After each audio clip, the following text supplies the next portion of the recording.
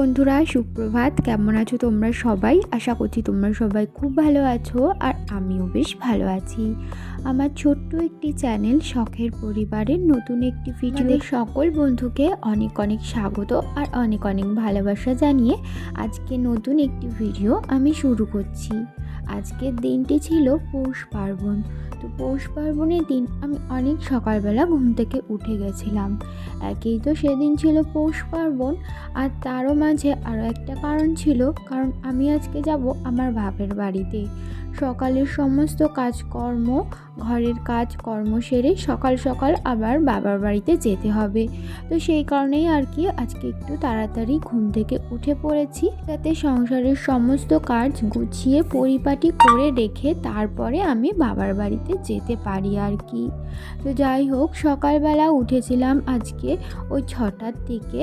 কাজে হাত দিতে দিতে 6টা 10-15 মতো বেজেই গেছে।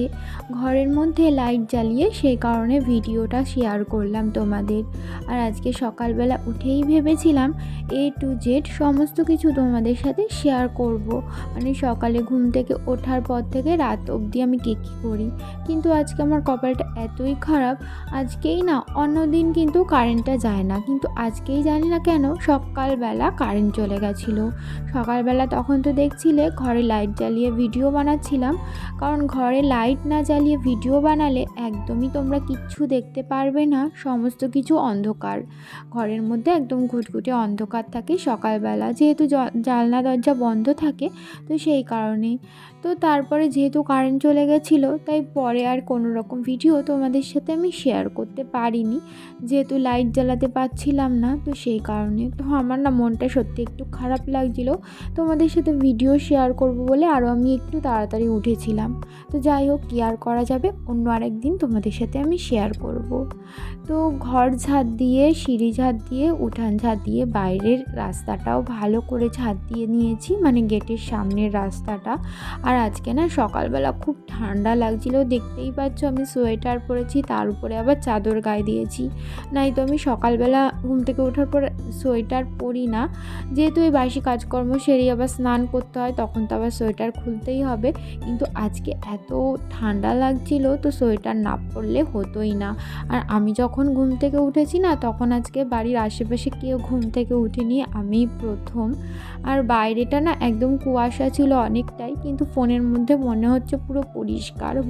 তো যাই হোক, দেখো আমি কিন্তু ওই উঠানটাতে জল ছড়া দিয়ে ভালো করে ধুয়ে নিয়েছি, তারপরে চলে এসেছি গেটের সামনে। গেটের সামনে রাস্তাটাতেও ভালো করে জল ছড়া দিয়ে নিচ্ছিলাম। আজকে যেহেতু পৌষ পার্বণ, তো সেই কারণে সব কিছু ভালো করে ধোয়া মোছা করে নিচ্ছি আর কি। একটু গোবর ছড়া দিলেও হয়তো ভালো হতো, গোবর দেওয়ার মতো জায়গা তো নেই আমাদের এখানে, তবুও এরকম দিনে একটু হালকা করে গোবর ছড়া গেটের সামনে দেওয়া হয়। কিন্তু আজকে আর দেওয়া হয়নি, তার কারণ না, গোবর খুঁজতে যাওয়ার আমি তো টাইম পাইনি। আর আসলে আমার শাশুড়িমাই গোবর নিয়ে আসেন অল্প একটু করে, কিন্তু আমার শাশুড়িমা যেহেতু যেতে পারেনি, তো সেই কারণে আর আনা হয়নি। আর আমি না সকালবেলা উঠে গেটের সামনে, মাঠের ওখানে আশেপাশে দেখছিলাম কোথাও গোবর রয়েছে কিনা, কারণ মাঠে তো সবসময় গরু থাকেই আর কি, কিন্তু কোথাও দেখতে পেলাম না। তো কি আর করা যাবে, আজকে আর গোবর ছড়া দেওয়া হয়নি। তো যাই হোক, তারপরে কিন্তু আমি অনেকগুলো কাজ করেছি, ঘর মুছেছি, ওই যে বললাম তোমাদের সাথে কিছুই শেয়ার করতে পারিনি। তারপরে আজকে কেচেছি অনেক জামা কাপড়, সেই সমস্ত জামা কাপড় নিয়ে আমি কিন্তু চলে এসেছিলাম ওপরে বারান্দায়। আর আমি কিন্তু আজকে চুলে শ্যাম্পুও করে নিয়েছি, আর সকাল সকাল ঠান্ডা জলে আমি স্নান করেছি, কারণ ছিল না, তোমাদেরকে তো বলছি। কি আর করা যাবে, আমার তো সকালে আজকে স্নান করতেই হতো, পুজো দিতে হবে সকাল সকাল স্নান করে। তো সেই কারণে আর কি ওই ঠান্ডা কনকনে জলেই আমাকে স্নান করতে হয়েছে। আমি যখন মাথায় জল দিচ্ছিলাম না, মনে হচ্ছিল যেন মাথায় বরফ ঢালছি, এত ঠান্ডা জল। ট্যাঙ্কির জল তো প্রচণ্ড ঠান্ডা হয়ে থাকে। তো কিন্তু না, একটা জিনিস দেখলাম, অন্যদিন তো গরম জল দিয়ে স্নান করি, সেদিন না স্নানের পরে এত ঠান্ডা লাগে কি বলবো, কিন্তু আজকে ঠান্ডা জল দিয়ে স্নান করেছি।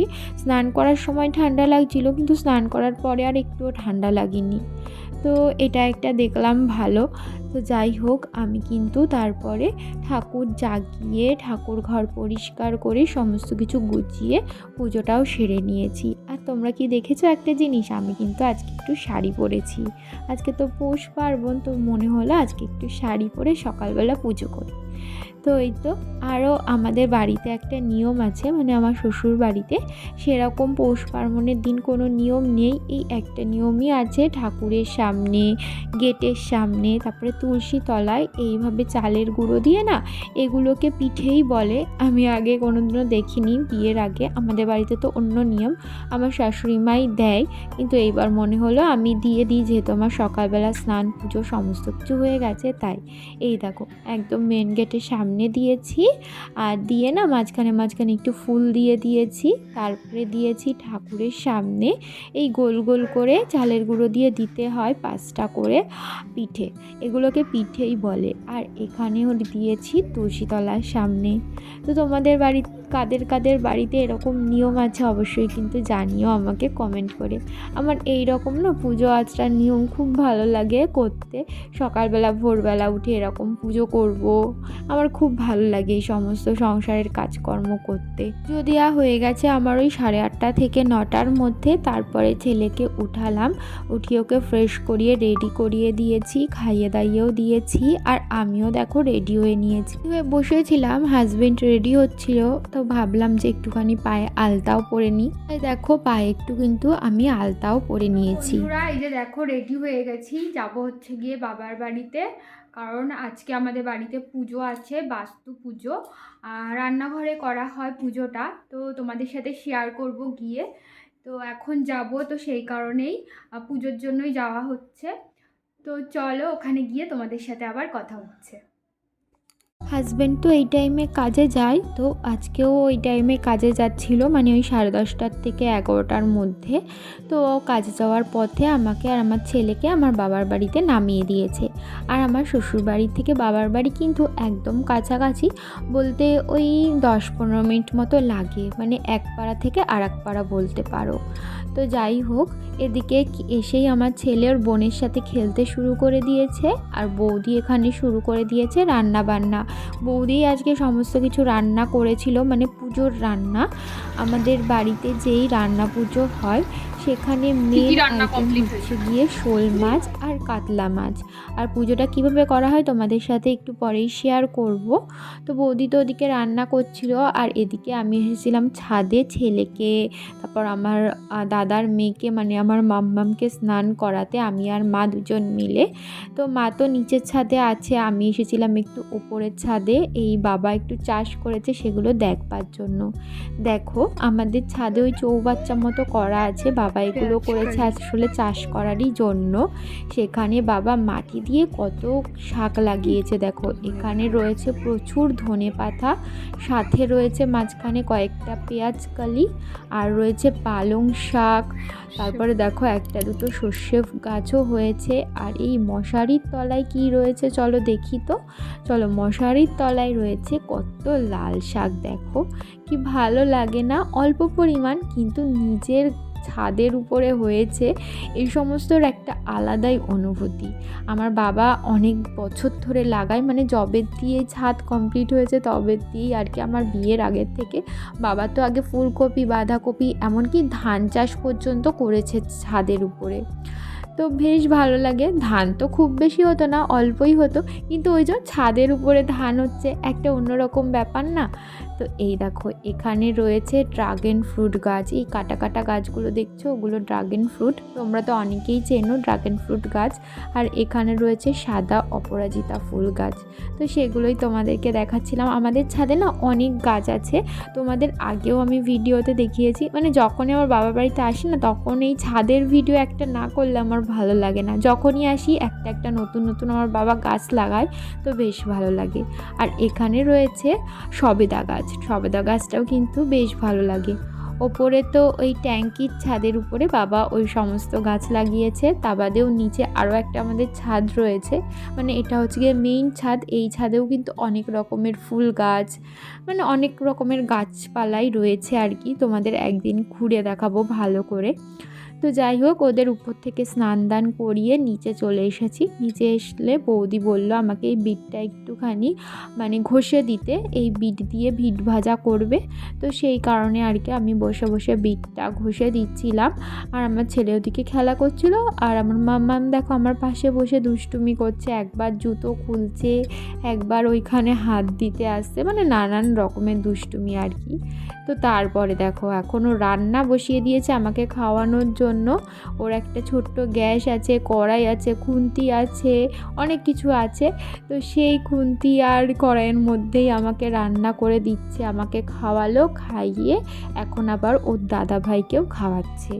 তো যাই হোক, মাঝে কেটে গেছে অনেকটা সময়, এখন কিন্তু অনেকটাই বেলা হয়ে গেছে, 3:30 বেজে গেছে, এখন পুজো দেবে। তো সেই কারণে আর কি বৌদি প্রসাদটা গোছাচ্ছিল আর কি। আর এই দেখো আমাদের বাস্তু ঠাকুর, আমাদের বাস্তু পুজো কিন্তু রান্নাঘরেই করা হয়। আর মা ওদিকে পুজোর সমস্ত কিছু গোছাচ্ছিল, আর বাবা এদিকে পান বাটছিল, বাস্তু ঠাকুরকে পানও দিতে হয় সাথে, তো সেটাই আর কি বাবা বাটছিল। আমাদের বাড়িতে পুজো হলে না সবাই মিলে কাজ করে, এটাও খুব ভালো লাগে।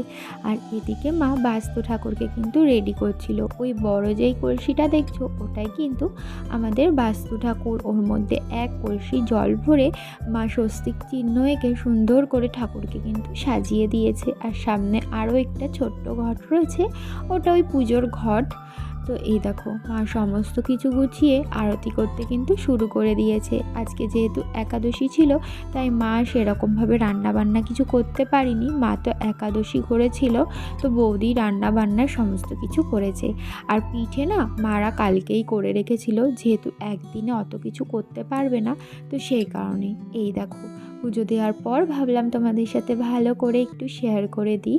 ওদিকে তো ঠাকুরটা দেখতেই পেলে, আর এদিকে রয়েছে ঠাকুরকে যেগুলো সেবা দিয়েছে আর কি, সেগুলো। এখানে কিন্তু 13 রকমের রান্না রয়েছে, নানান রকমের পদ।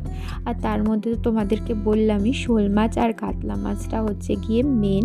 আর ওখানে রয়েছে ফল, নৈবেদ্য, পিঠে পুলি, মানে যেটা পৌষ পার্বণের মেন আর কি, পিঠে পুলি, সেটা না দিলে তো একদমই হবে না। রান্না করেছিল ভাত, আলু ভাজা, লাল শাক, পালং শাক, বাঁধাকপি, ওলকপি আলুর তরকারি, 2 রকমের মাছের ঝোল, চাটনি, সমস্ত কিছু মিলিয়ে মানে 13 রকমের রান্না করেছিল। আরও অনেক পদ করেছিল, আমার ঠিক মনে পড়ছে না। তো পুজো হওয়ার পর আমরাও খেয়ে নিয়েছিলাম। একটা সময় আমরা সবাই মিলে গল্প করেছি, কাকিও এসেছিলো, বুনুও এসেছিলো। তো এখন বেজে গেছে 10:30, বাড়ি যাওয়ার সময় হয়ে গেছে, এখন আমি বাড়ি যাব। তাহলে চলো আজকের মতো ভিডিওটা এই পর্যন্তই, আবারও দেখা হবে খুব তাড়াতাড়ি নতুন একটি ভিডিওর সাথে। ভালো থেকো।